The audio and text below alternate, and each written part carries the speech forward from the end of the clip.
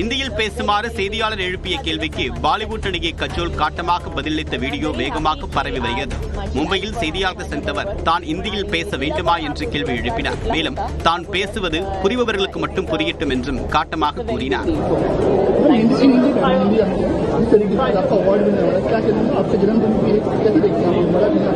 अभी मैं हिंदी में बोलूं, जिसको समझना है वो समझ लेंगे.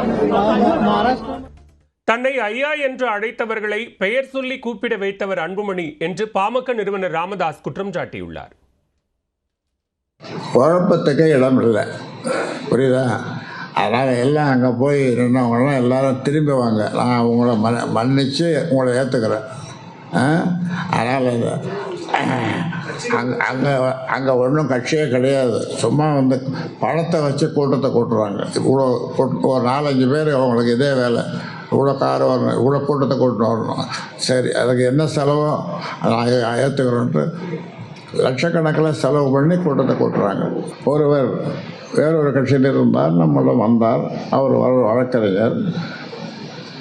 அவர் என்னை அழைக்கும்போது விழிக்கும்போது ராமதாஸ் என்று, டாக்டர் ராமதாஸ் என்று சொல்லலாம், ஐயா என்று சொல்வதற்கு அவருக்கு கூசினால் அருவருப்பாக இருந்தால் டாக்டர் ராமதாஸ் என்று கூட சொல்லலாம். ஐயா ஐயா என்று சொன்னவாய் இன்றைக்கு ராமதாஸ் என்று சொல்ல வைத்தது அன்புமணி தான்.